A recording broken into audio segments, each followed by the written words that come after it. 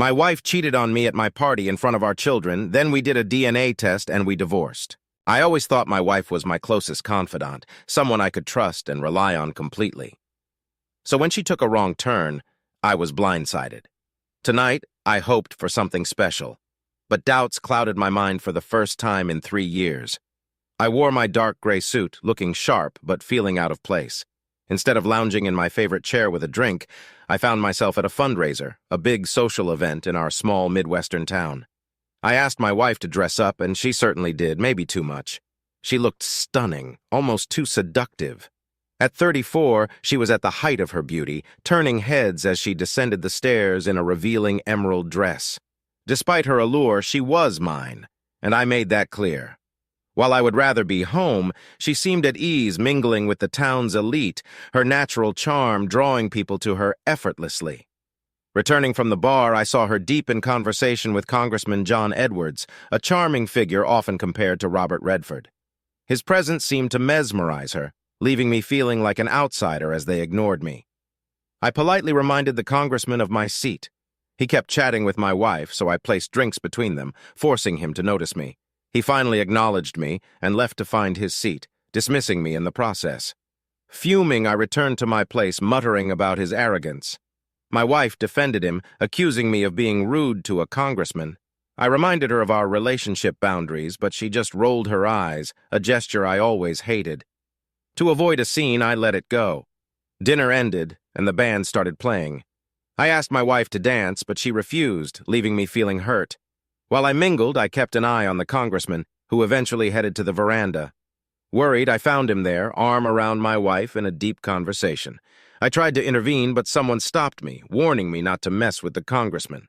"That's my wife he's touching," I growled as I was pushed back into the ballroom. Demanding her return, I threatened to cause a scene.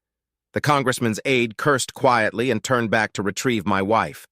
When she returned looking flustered, I grabbed her hand and let her out. The ride home was silent at first, but it didn't last long. She exploded, accusing me of humiliating her. I defended myself, reminding her of our marriage boundaries. "You're being possessive and acting like a love-struck teenager," she snapped, her face flushed. She eventually fell silent, conceding my point. The tension affected the kids, making dinner awkward. On Wednesday, she insisted we have a serious talk, which never bodes well. It ended badly. She announced plans to attend another fundraiser with the congressman, calling it a non-date. I objected, questioning the appropriateness. She denied any wrongdoing, insisting she was innocent. I challenged her, pointing out the double standard with her friend Rebecca. Her reaction confirmed my suspicions. She had issues with Rebecca, who was known for her charm. "It's completely different, you know that," she argued. "A date with a U.S. congressman isn't the same as a regular date. There's a big distinction." "Right, Emily, you can't go out with another guy." "We're married, remember?" I reminded her, emphasizing our vows. "You don't own me, Andrew." "Even though we're married, I can do what I want," she shot back. "I'm not saying you're my property, but you're the mother of our kids. I don't want to break up our family," I pleaded. "You're being ridiculous," she dismissed, refusing to see the gravity of the situation. I was shocked when Emily appeared in a stunning white gown for her so-called date. Our kids were amazed, asking why she was dressed up. She struggled to explain, so I bluntly told them the truth. When the doorbell rang, I gave her an ultimatum, him or us. She opened the door to a security guard and a black limo. "Behave for Daddy," she said before leaving. Stunned, I focused on my kids, who needed me. Drinking my sorrows away wasn't an option. I planned a few FaceTime calls, one to my parents and one to hers. The kids enjoyed chatting with their grandparents. Starting with Emily's parents, I knew her recent actions would upset them. We laughed until they noticed Emily's absence. "Where's my daughter, Andrew? Have you hidden her?" my mother-in-law joked. I softly explained she was on a date with Congressman John Edwards, expecting her back the next day. Shocked, my in-laws couldn't believe I let her go. I tried reasoning with her, stressing the neglect of our family, but she seemed convinced it was acceptable. The kids took over the conversation, a welcome distraction. My mother-in-law urged patience and communication. Later, I called my parents, who were less sympathetic. My mother recommended a lawyer. After a few calls, I ordered pizza, watched a Disney movie with the kids, and struggled to sleep, distracted by ESPN. In the morning, I made pancakes and bacon, reassuring the kids their mom would return soon, though I was uncertain. There was no rush to come home after spending the night with another man. The black limo pulled into our driveway around 1 p.m., catching the attention of our kids and neighbors. Usually they'd rush to greet their mom, but this time they stayed put, disappointed by her appearance. She still wore the same dress from the night before, now wrinkled and tired-looking.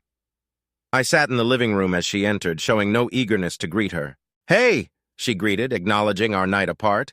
"Looks like you and the kids managed without me. We did fine," I replied sharply. She headed upstairs, asking for rest and a shower.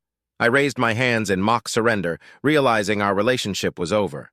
My focus shifted to making things easy for my kids, avoiding becoming a weekend-only father. Could I stay until the kids graduated high school? When Emily finally came downstairs at 7 p.m., I'd already made dinner.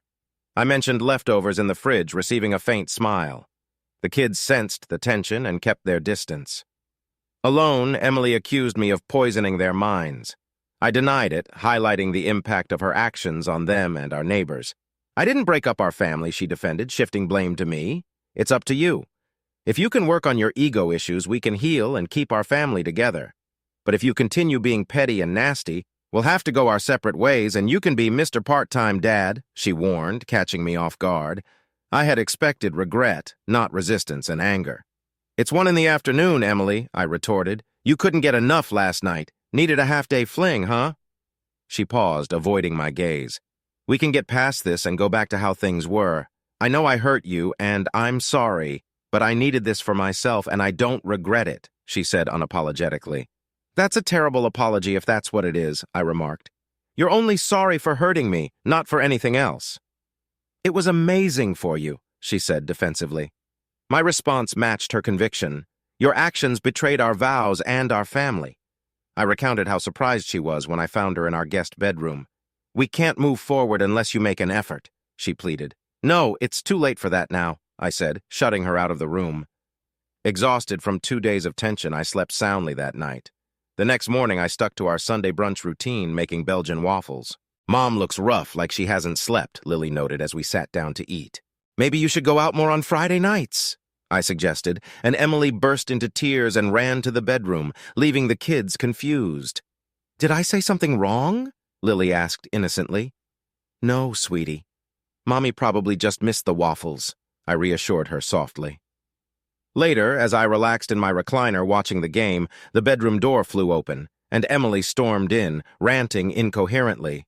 "Calm down, honey. I can't understand you when you're all worked up," I remarked. She sobbed, accusing me of making her look promiscuous to her parents. "What's a Kardashian, Mommy?" Lily asked, joining us. I exchanged a glance with Emily, who composed herself and sent the kids to their rooms before confronting me. "Tell me what you said," she demanded once the kids were out of earshot. "I saw no reason to hide it from your parents since you were just following a congressman to a fundraiser," I explained. "If they side with me, that's not my fault. And by the way, my mom reacted similarly, so watch out next time she's around." "No, it's not like that," she started, then stopped abruptly.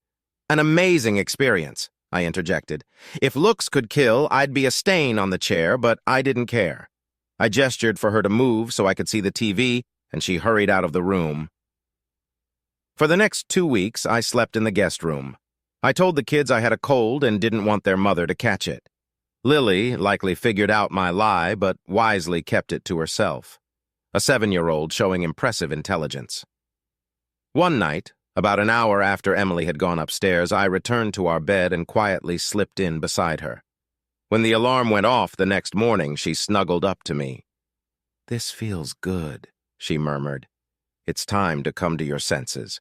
She tried to touch me, but I stopped her by placing my hand on her forearm and drawing her hand away. I adjusted our position so we were facing each other. Some things are best discussed while looking each other in the eye. "Before I can consider being intimate with you again, you need to get tested and show me the results," I said softly. "You might trust the congressman, but I don't." Tears filled her eyes. She seemed about to speak, but decided not to. Instead, she nodded, confirming my suspicion that she and the congressman had not used protection. The situation was becoming more complex. Originally, I planned to stay until the kids finished high school. About 14 more years until Luke went to college. My love for them made me willing to endure, but the idea of long-term separation, especially with an attractive woman under the same roof, seemed impossible. Despite my concerns about my reputation, my feelings for her had faded over the past 2 weeks. Seeing her leave the bed with sadness no longer affected me as it once did. My own pain kept me from offering comfort. Who was she now? The woman I married would have understood my disapproval of her seeing someone else. Emily and I met in college, started dating 3 months later, and married within 2 years. She worked as an actuary, a job that required precision and honesty, traits that balanced my spontaneity and humor. Despite our differences, I had envisioned celebrating 50 years of marriage. Congressman John Edwards unexpectedly became part of our lives. 10 days after returning to our shared bed, Emily handed me an envelope when I came home from work. Inside was her clear bill of health. "Hope you're satisfied," she whispered coldly. "You have no idea how humiliating this was." "I may never face Dr. Brown again. Not my problem, Emily," I replied flatly. "Stay faithful and you won't be embarrassed." She hissed softly but couldn't argue. As she walked away, I pressed on. "How often has the congressman contacted you?" She began to speak, but I silenced her with a gesture. With a grimace, she handed over her phone. I found texts and calls from him, but no evidence of further meetings. "Damn it," I muttered. "We're on thin ice," she agreed, pocketing her phone and heading to the kitchen. That night, she showed me affection in bed. An instinct took over. I didn't feel anything for her. I just satisfied my needs. I knew she was trying to win me back, but my mind was elsewhere. Emily's abrupt return home sparked neighborhood gossip. Sympathetic looks from men and smirks from women hinted at rumors. One evening, Lily approached me asking about a women's club. I kept my composure, explaining Mommy's mistake and reassuring her. I hugged her, hiding my emotions, knowing this moment would haunt me forever.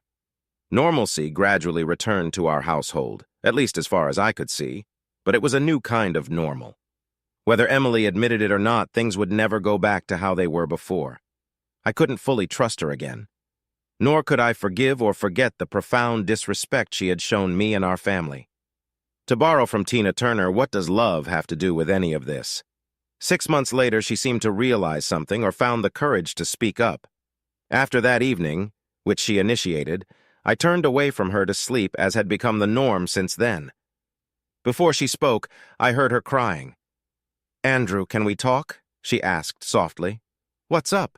I sighed. "Could you please turn around?" Her tone was clearly irritated. I sighed again, trying to mask my frustration, then turned to meet her gaze.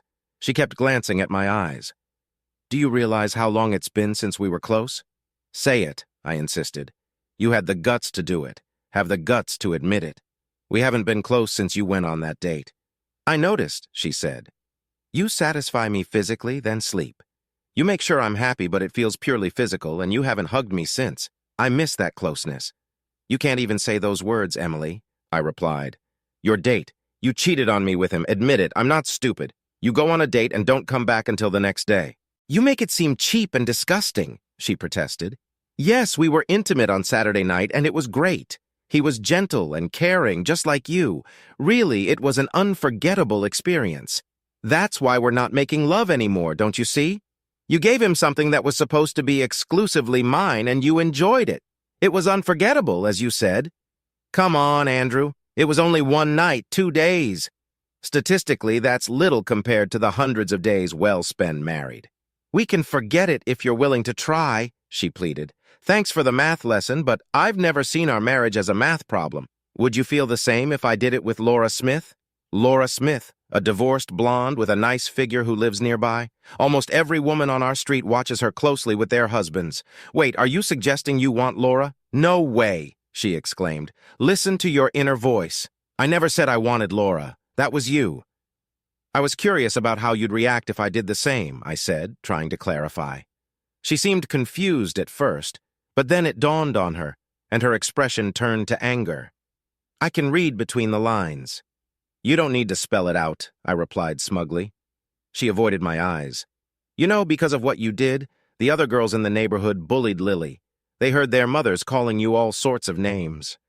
"It was awful," I told her. Her anger shifted to disbelief. Lily never said anything, she breathed, trying to process it. I'm truly sorry. You called that night unforgettable. It was unforgettable for its betrayal, I shot back, turning away and heading to bed, not caring what she did next.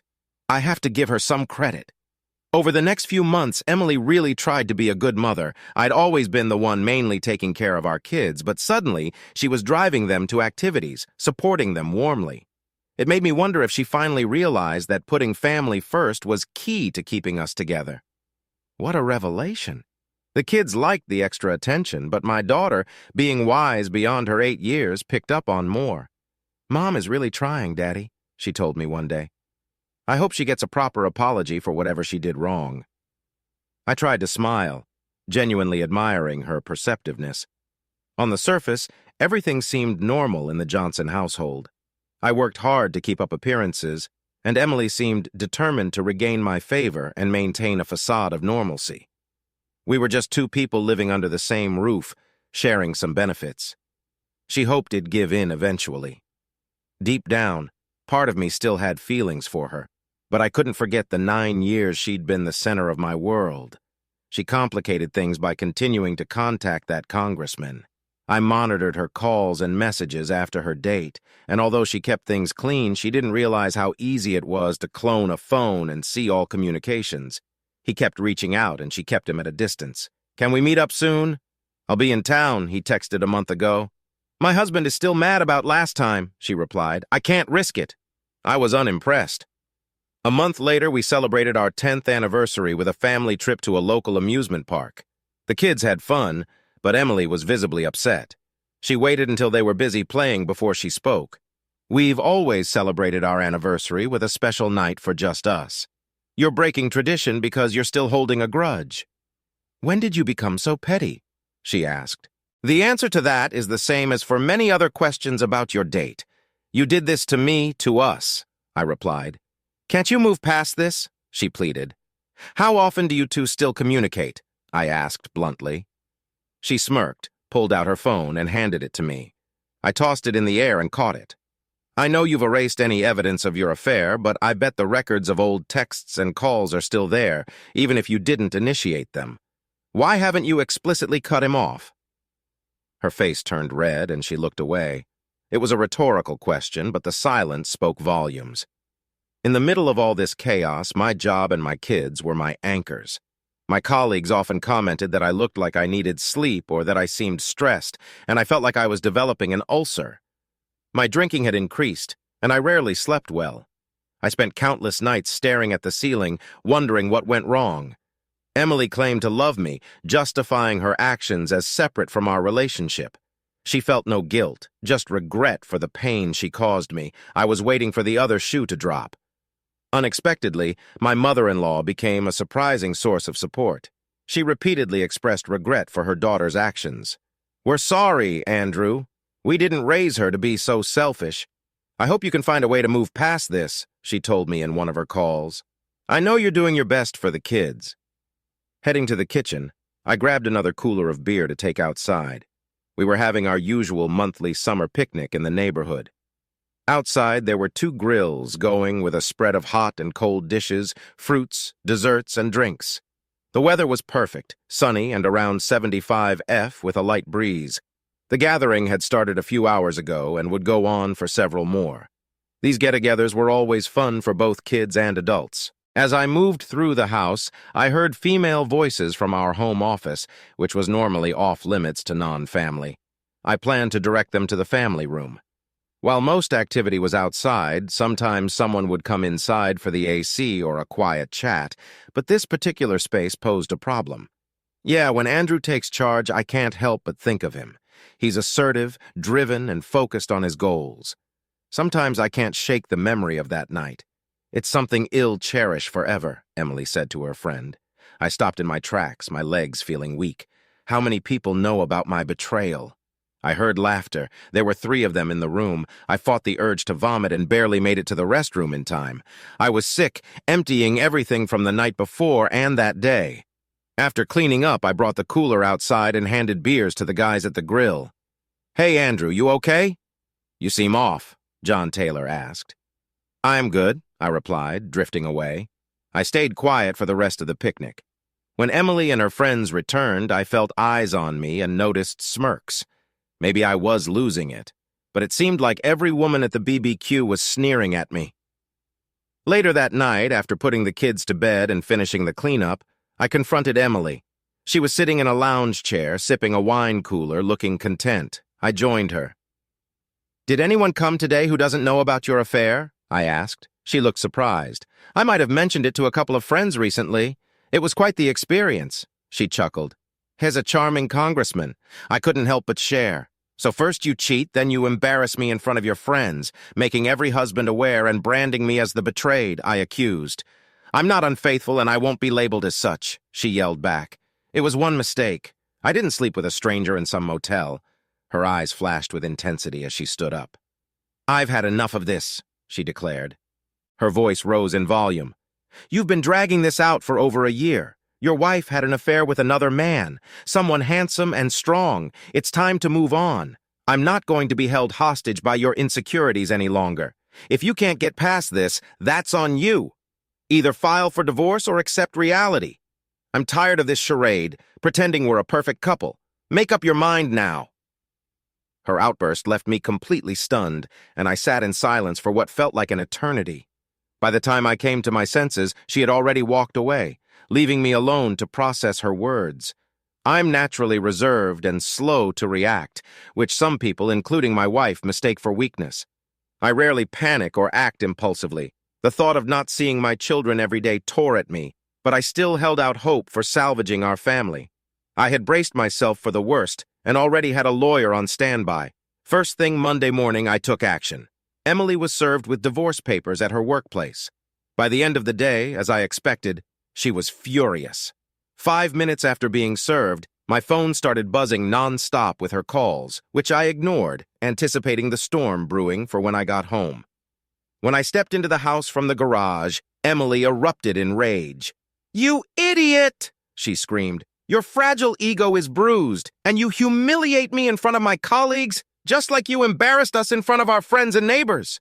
You practically begged me to file, so I did," I shot back. She glared at me but said nothing more. I put down my things and went to reassure my children of my love, explaining that even though we wouldn't be living together anymore, I would always be there for them. Lily, having friends with divorced parents, understood, but Luke was confused and upset. I knew he would struggle, but I was confident that Lily would help him through it. Living in a no-fault divorce state, I expected the process to be straightforward. Emily was likely to get primary custody, the house, child support, and some alimony, but she contested everything, dragging out the proceedings with every tactic her lawyer could think of, including insisting on pointless meetings and suggesting marital counseling. "Why are you doing this?" I asked in one session. "You say you love me, but your actions speak otherwise. You cause so much pain, and yet you tell your friends he's the best you ever had. Why would I stay in this marriage if all it brings is misery? I love my kids, but staying with you will only make them remember me as a bitter man. I love you, Andrew," she pleaded. "Are you really hung up on one incident? Yes, he was amazing, but it was just one mistake. Please forgive me." "I can't, Emily," I replied. "You broke our vows and belittled everything we stood for. I can't overlook that. I hadn't intended to take things this far, but everyone has a breaking point. The two-party political system has its perks. One side always wants dirt on the other. After Emily's affair, I came up with a backup plan. I reached out to a well-connected lawyer who then approached the chairman of the opposing political party. They were eager for any information that could damage the congressman's re-election and White House ambitions. Even with the promise of a significant monetary reward, they were desperate for the evidence. They had to agree that the evidence would only be revealed if I requested it. My lawyer kept me updated on the chairman's assistant's inquiries. This month, we decided it was time. The meeting was set in my lawyer's office. After the introductions, I placed a sealed plastic bag on the conference table. The chairman's eyes widened. "Dear God, is that what I think it is?" he asked. "If you think it's evidence that could end the congressman's career, then yes," I replied. They looked at the bag as if it held gold. He didn't touch it, just stared at it in amazement. "She came home, went upstairs for a shower," I recounted. She handles the laundry, so she probably assumed I wouldn't check the basket. I waited until she was in the shower, then found her underwear at the bottom of the hamper. TV shows have taught everyone about DNA. I'm confident that when you test these, you'll find two different sets. Also, here's her toothbrush for comparison.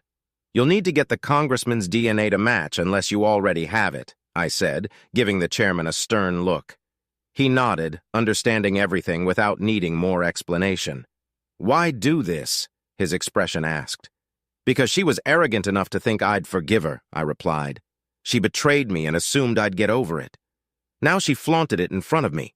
To hell with her and the congressman she associates with. Your career is over, John. Damn you, Edwards. How could your weak husband get evidence of our weekend together? Edwards raged at Emily over the phone a week after my meeting with the chairman. I don't know what you're talking about, she stammered. The call took me by surprise. I used to clone her phone. I had admitted to her months ago that I tapped her phone and that they hadn't been communicating through that means. What did you do wrong? She asked when I returned her call 90 minutes later. I knew what she meant, but I was feeling spiteful. I just ordered a pepperoni pizza with garlic bread. Why do you care what I eat? Wait, how do you know what I eat? She snapped. From past experiences, I knew she despised my actions. She might have seen me as weak, but she knew better. Well, you seem to have gotten back at Congressman Edwards somehow, she said. He threatened me because of something you did but wouldn't say what. Thanks for that. My parents are furious. Yours too. Lily is avoiding me, and you can't grasp that what John and I did was unrelated to our relationship. Yes, about that, I started. Congressman Edwards, who seemed certain of re-election, suddenly dropped out of the race 8 months before the election, citing mental fatigue. With everything else in my life, I hadn't thought about dating. My daughter brought it up casually. Daddy, when will you start seeing other women? She asked. My kids were with me for the second weekend. Sarah's mom really wants to go out with you. I was stunned. My jaw dropped. Lost in the chaos of divorce, I hadn't thought about my future beyond caring for my kids every other weekend and during a few weeks in the summer. Sarah's mom mentioned it, and you're okay with that? I asked, taken aback. Well, she didn't directly tell me, Dad, Lily explained. She overheard her talking with Annie's mom. But yeah, I'd be fine with it. Just please, not Marcy's mom. None of us kids liked her. Kids have a way of picking up on things, Dad. Sarah's mom, Karen, had been divorced for about 5 years. She once had a terrible husband, but she was a lively brunette with curves, still carrying the energetic spirit of her cheerleading days. I had never considered she might be interested in me. When you're married, you don't think about other women. At least I didn't. Was I naive? Lily kept watching me closely. It's okay, Dad. I'm almost 9. I get what divorce is all about. Luke and I will be fine. Just take care of yourself. It felt like I was thrust back into the dating scene. Sarah's mom, Karen, became my first date after re-entering the dating pool, and it felt nice, though a bit forced. I told her that emotionally, I wasn't ready for anything serious, given how recently I'd started dating again. She smiled warmly, saying I didn't owe anyone an explanation. Karen offered valuable advice, like a crash course on navigating life as a divorced parent. She also hinted that I might catch the eye of other divorced moms, given my reputation as a good father with a decent career and, well, not unattractive. She blushed a bit as she said that last part. I dated Karen and a few other divorced mothers. Sometimes I hardly thought about Emily or our past marriage. While I did feel lonely at times, it wasn't enough to consider reconciling with her. I refused to entertain the idea of her betraying me again. Emily, however, quickly brushed off her affair as a foolish mistake, promising it would never happen again. A foolish mistake, I sneered. It was poor judgment, a lack of respect, and pure selfishness. You chose an affair with a congressman over your family's well-being. Her mouth opened and closed twice. She wanted to respond, but stayed silent. I half expected her to keep pushing, but she couldn't justify her actions, especially now that contacting the congressman seemed futile. One Saturday at dinner, while visiting my ex-mother-in-law, she informed me that the congressman had told Emily to never contact him again. He thinks you influenced his decision to withdraw from the Senate race and blames her for not stopping you, she recounted. I raised an eyebrow and continued eating, opting not to comment.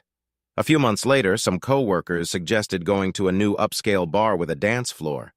When I was married, I avoided Thursday night outings, but now that I'm single, I went out more often. 4 of us found a table, ordered drinks, and soaked in the lively atmosphere. I noticed 2 women as soon as they walked in. The first looked to be in her early 40s but dressed younger, trying to evoke a youthful vibe. She wore a silk blue shirt, slightly unbuttoned, and a short skirt showing off her long, toned legs. With short, dark brown hair and green eyes, she exuded confidence. Her friend, slightly older, possibly in her early 50s, looked out of place in the bar. She exuded elegance and wealth, clad in a high-end sweater and skirt. She had shoulder-length silver blonde hair and dark eyes, radiating a refined beauty. They quickly caught the attention of several men eager to dance. I couldn't shake the desire to dance with the dark-haired woman who seemed ready for fun. She accepted every dance invitation with enthusiasm. In contrast, the blonde woman danced sparingly and moved more reservedly. An hour later, I decided to ask the blonde woman to dance, but as I approached her table, the brunette grabbed my hand and pulled me onto the dance floor. I was captivated by her and forgot about her friend. We danced to upbeat songs until the tempo slowed, and then she kissed me passionately. I was mesmerized. We left the club together and ended up at my place. Our passion continued into the bedroom, and that night she shared details of her life. She and her friend were celebrating her recent divorce. Rachel turned out to be an amazing lover, and we dated for about a month before she expressed hesitation about committing so soon after her divorce. I respected her decision, and we parted on good terms. However, my curiosity about her friend lingered. A few weeks later, I found myself alone in the bar of another upscale establishment, seeking solace with a drink. It wasn't my weekend to have the kids, so I had some time to myself. A woman walked in solo, capturing everyone's attention. She had a figure like a model, with rich brown locks cascading over her shoulders. She walked confidently in 4-inch stilettos and settled next to me at the bar. I felt like I'd stepped into heaven. I struggled to think of a clever opening line, but before I could speak, she looked into my eyes and asked what I was drinking. I replied with a sly grin, feeling envious of her poise. "Excellent choice," she purred. "A man with impeccable taste." Ordering the same drink as mine, she spent the evening telling me about the boutique marketing company she founded. Not only was she captivating and intelligent, but she also ran a successful business. Later, we went to her charming apartment. She mentioned her preference for lovemaking in her own bed, a common sentiment among women, and explained the psychology behind it. With her toned physique, I couldn't believe she was 45. Our first encounter was unforgettable. She was an exceptional kisser, and I felt a connection with her unlike any since my relationship with Emily. In just one night, Jessica Thompson opened up to me more honestly than Emily ever had during our 9-year marriage. Jessica was clear about her priorities. Her career came first, and she had no desire for children. She enjoyed casual relationships with various men, even though she had genuine feelings for me. Understanding a traditional relationship was not on the table. We decided to be friends with benefits. This arrangement lasted for about a year until Jessica unexpectedly fell for a younger man. Despite the divorce, my ex-mother-in-law and I remained close, bonded by our mutual love for the grandchildren. "Andrew, can I ask you a favor?" she cautiously inquired one day. "Of course, as long as it doesn't involve your daughter," I replied. She requested that I accompany her personal assistant to their upcoming company Christmas party. "She's been through a lot, Andrew," she explained. "A nasty divorce from an abusive cheater. She hasn't dated since and needs to see that not all men are terrible. I think you're just the decent guy she needs. It's not every day your former mother-in-law sets you up on a date." "Just one thing, Mom," I teased. "Please tell me she's not boring." Mom laughed. "I think you'll be pleasantly surprised, Andrew. You might even let us keep the kids for a night or two," she teased back. Mom was right. I was pleasantly surprised. Melissa, as she preferred to be called, was a delightful woman with a charming personality and a well-proportioned figure. She had a habit of wrinkling her nose and squinting her green eyes when she laughed, which I found endearing.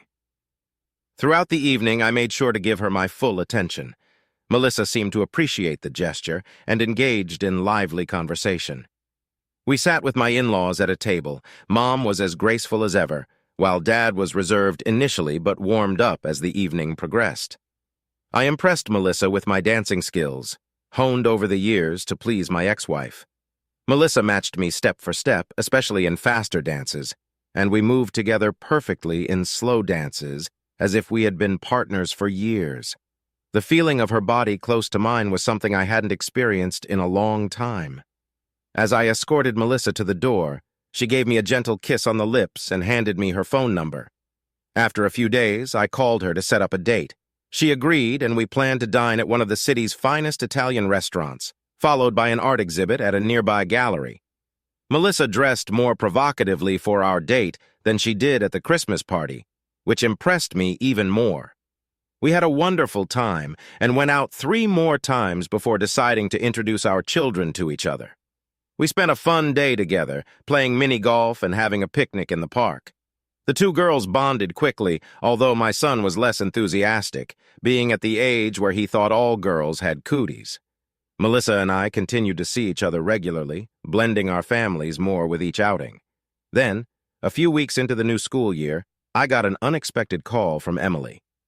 "I'm not sure what your girlfriend is teaching our kids, but your son was in the principal's office today for fighting. His face is a mess, and he's been suspended for 3 days. He keeps saying it started with this Monica girl he calls his sister," she fumed.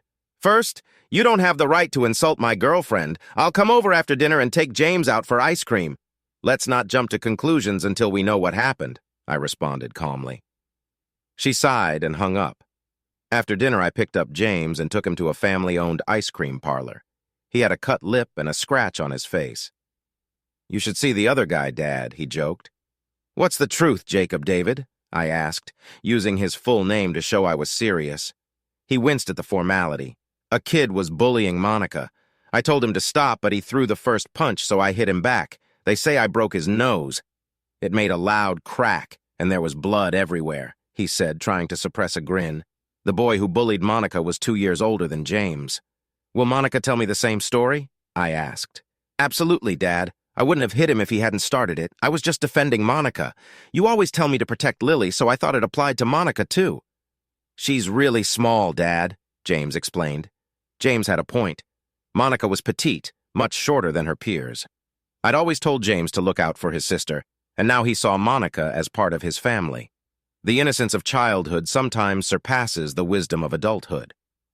"I commend you for defending Monica, but let's keep this between us," I said. "I'll talk to the principal and see what can be done. You might want to update your mother on Monica's status. It seems you and Lily haven't been keeping her fully informed about my life, which I appreciate. However, it might be better coming from you." James nodded, understanding completely. Kids grow up quickly these days. "And Dad, when are you and Melissa tying the knot?" "She's amazing," he added. As I mentioned earlier, kids grow up fast, and he was right. It was time to make a commitment to Melissa. The next day, I reached out to the principal. The school had a strict zero-tolerance policy for fighting, regardless of the circumstances. The school also had a zero-tolerance policy for bullying, so the aggressor received a 6-day suspension after interviews with witnesses. Although I didn't agree with the policy, I advised James to accept his punishment without contesting it. I assured him of my support and promised to propose to Melissa as soon as I could afford the ring. Things became complicated when Emily discovered that Melissa was my mom's personal assistant and that Mom had set us up. "What on earth, Mom? Aren't you supposed to be on my side?" Emily yelled. "According to Mom, there is no your side, Emily," Mom replied calmly. "He's not coming back to you. You ruined that. Why let a good man go to waste? Melissa is a wonderful woman and a great friend. She deserves someone like Andrew." Mom described Emily's reaction as explosive. Both my children love Melissa, especially my daughter, who admired how nurturing she was towards me. Melissa had a natural inclination to make me feel special, which in turn made me treat her like a queen. Lily enjoyed watching our affectionate interactions. "I'm not sure if you two are sweet or sickening," Lily teased one day, "but I love being around you both." A couple of months later, we had a small, intimate wedding with just our 3 children, my parents, and my ex-in-laws. The court clerk who officiated the ceremony was taken aback when my ex-mother-in-law stood as Melissa's maid of honor. "It's quite a story," I chuckled when she asked about it. No one expects to be visited by federal marshals, much like no one expects the Spanish Inquisition from Monty Python's flying circus. I was completely blindsided when two officials walked into my office on a Monday morning.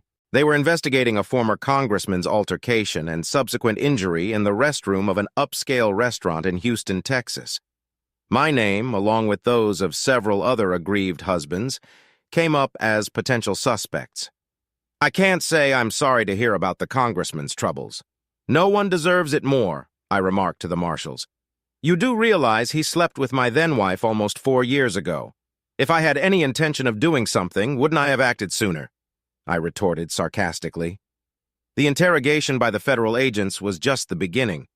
A week later, a reporter from the Associated Press showed up at my office seeking details about the incident. He had obtained a confidential list of 26 women the congressman allegedly had affairs with during his time in office. Several people knew about Emily's involvement with the congressman, though I didn't publicize it. Emily likely told more people than I did, as she took pride in her conquest. I wondered how proud she felt when the news of the congressman's misconduct broke, implicating her as one of his lovers. "Why did you tell him?" she screamed over the phone. "I didn't. He told me your name was on the congressman's list. All I did was confirm it. I wasn't going to lie to protect you from embarrassment. I'm not promiscuous," she yelled before I ended the call. I couldn't help but laugh. I even thought about taking a long vacation when the news article came out. She messed up, but I was going to suffer the embarrassment too. Melissa convinced me otherwise. Don't engage. Stick to the truth. She cheated on you, you divorced her, and you moved on, Melissa advised. Unfortunately, my children were going to face verbal bullying because of their mother's actions. We would have to address the fact that their mother was a self-centered cheater for years to come. I felt sorry for my ex-in-laws, who had become close friends. After the article came out, we invited them to stay with us for a couple of weeks. During that time, they mostly stayed indoors and avoided answering their phones. I love my daughter, but I'm deeply ashamed that she thought it was acceptable to engage in promiscuous behavior, Dad confessed. No father wants his daughter to be perceived that way. As time passed, the scandal died down and life returned to normal. My children began spending more time with Melissa, Monica, and me at our house. Our home naturally became the neighborhood kids' hangout spot. Initially, Emily objected, but things eventually smoothed over. I made sure Lily and James kept open communication with Emily to prevent any accusations of alienation. Mom and Dad's frequent visits helped ease tensions. When the kids were with me, we rarely discussed Emily. Although she remained their mother, she was now an ex in my life. The kids respected Melissa and even started calling her Mom. Initially, Emily's parents were uncomfortable with this, but they soon accepted it as they had been close to Melissa before our marriage. Amidst all the upheaval, I paid little attention to Emily's dating life. I knew she occasionally dated based on what the kids said, but I was shocked when Lily announced one afternoon that her mother was engaged. A wave of sadness hit me for what might have been, but then I felt Melissa's comforting embrace, and my sorrow quickly turned to joy for what I had now.